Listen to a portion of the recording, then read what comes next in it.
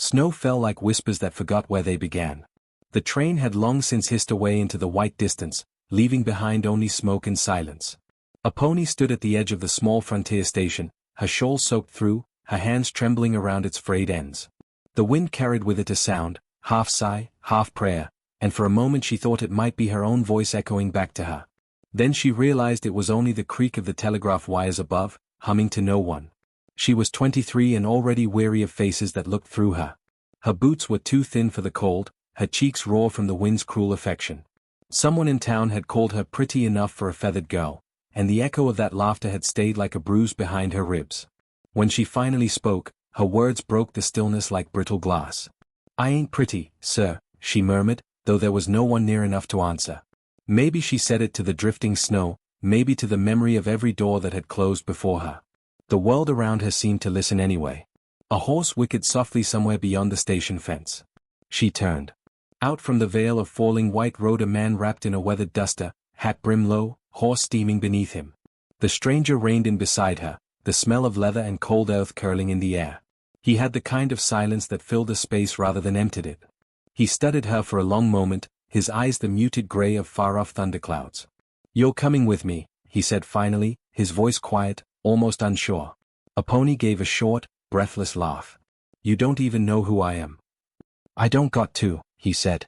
"Ain't no one meant to freeze alone." The wind rose again, cutting between them. She watched the steam from his horse's breath, the way it vanished and returned, the way he didn't look away. He wasn't the kind of man who talked fast or smiled easy. Something about him carried the same worn dignity as the land itself, scarred, patient, unyielding. "What's your name?" she asked. "Wapi," he said. "Means lucky." "Lucky?" Her voice carried both disbelief and curiosity. "Sometimes names lie," he answered.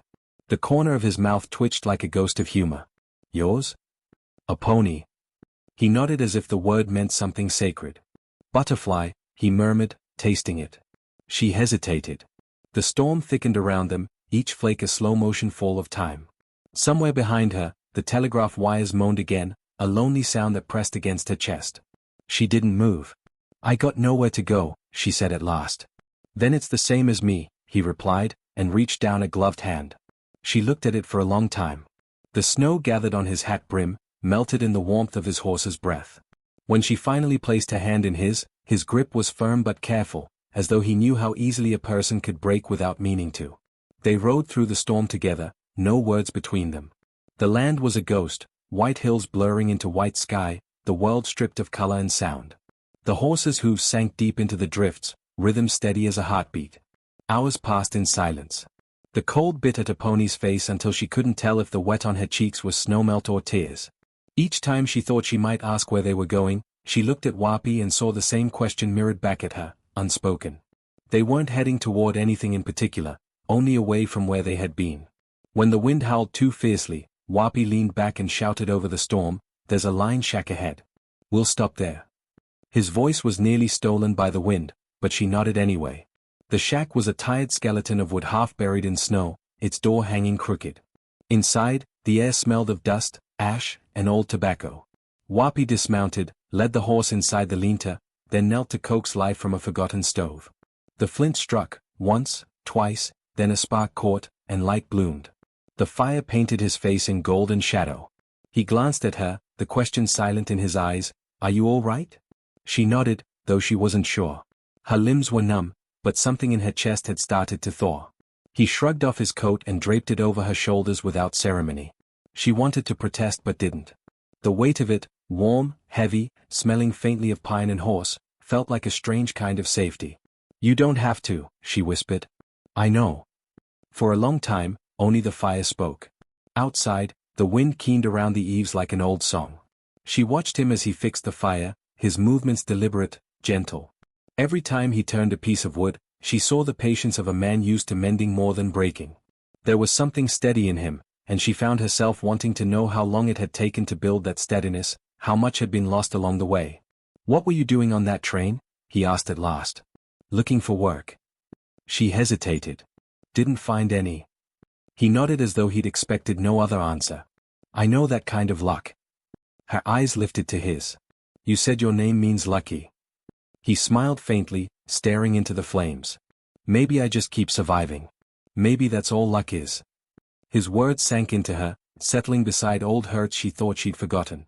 She wanted to tell him about the man who'd promised her a job and then told her she was too proud for a half-breed girl, about how she'd spent her last coin on a ticket that carried her nowhere new. But she only said, "You talk like you've been walking a long time." "Maybe I never stopped," he said. The fire crackled, and in its light she saw the scars on his knuckles, small white reminders of whatever he'd fought, men, time, himself. He noticed her gaze and shifted, embarrassed, as though he'd rather be invisible. "You can rest," he said. "Ain't no one coming out here till morning." She pulled the coat tighter, sat by the hearth. The heat crept up her legs, slow as mercy. "Thank you," she said softly. He didn't answer, only nodded. The silence between them no longer felt empty. It felt alive, heavy with everything they didn't yet trust each other to say. When she finally slept, she dreamed of wind and water, of a butterfly caught in a snowstorm, wings heavy but still beating. By morning, the storm had softened into a pale hush. Aponi woke to find the fire burned low and Wapi outside splitting wood. Through the cracked window, she watched him, how deliberate his movements were, each swing measured, like a prayer he'd done 1,000 times before. The rhythm was soothing, almost tender. She stepped outside, the air biting at her nose. "You didn't have to stay," she said. He looked up, wiping his brow. "Didn't have to leave either." Something fragile in her chest stirred.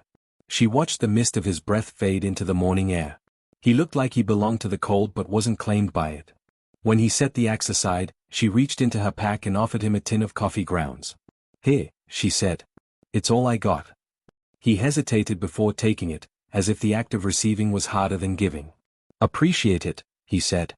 Inside, the scent of coffee mingled with smoke.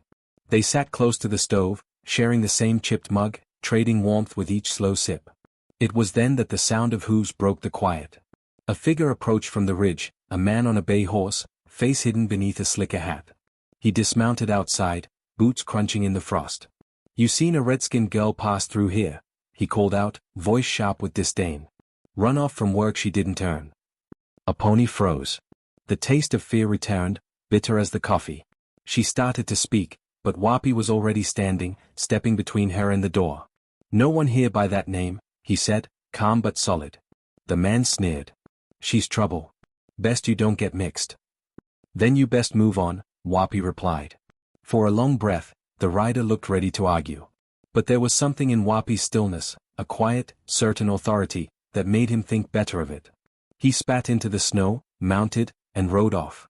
When the sound of hooves faded, Aponi realized she was shaking. Not from cold this time, but from the unfamiliar ache of being protected. She sank to her knees beside the fire, hands pressed to her face. "You didn't have to do that," she whispered. Wapi looked down at her, his voice soft as falling ash. "Didn't have to let him talk that way, either." She met his eyes, searching for mockery, but found none. Only recognition. Outside, the world was blinding with sunlight now, the snow glittering like fields of crushed glass. The storm had passed. Inside, the warmth felt different, not just physical, but human. She studied him for a long while. "Why'd you stop for me?" He stared into the flames, shoulders heavy. "Maybe 'cause I saw myself, waiting at a station once." "What happened to him?" she asked quietly. "He found someone who told him he wasn't too late." Aponi's throat tightened. She didn't trust her voice, so she only nodded. The silence that followed was full, gentle, alive. When the fire settled into embers, she whispered the words again, out of habit, almost shy, "I ain't pretty, sir." He turned his head, eyes catching the firelight. "Ain't nobody asking you to be." Something in her broke then, but it wasn't the breaking of sorrow, it was release, like ice cracking under the first breath of spring. She laughed, soft and startled, a sound she hadn't heard from herself in years. They sat together as the morning turned bright, the wind quieting, the horizon unfolding before them in bands of gold and pale blue. The world was still cold, still cruel in places, but something had changed. Wapi reached over and stirred the fire once more. "You can ride with me till you figure where you're going," he said. She smiled faintly. "Maybe that's here." He nodded, neither promising nor denying. Outside, Ashka stamped her hooves, eager for the trail. As they stepped out into the snow, the light was almost too much to bear. Aponi pulled the coat closer, the warmth lingering like a hand still holding hers. And for the first time in a long while, she felt the world tilt not against her, but with her, like the slow, patient turning of something ready to begin again. The wind carried her laughter away, but not before it reached him. Wapi smiled beneath his hat, quiet and sure, as the two of them rode into the pale horizon where the sky waited, open and unjudging.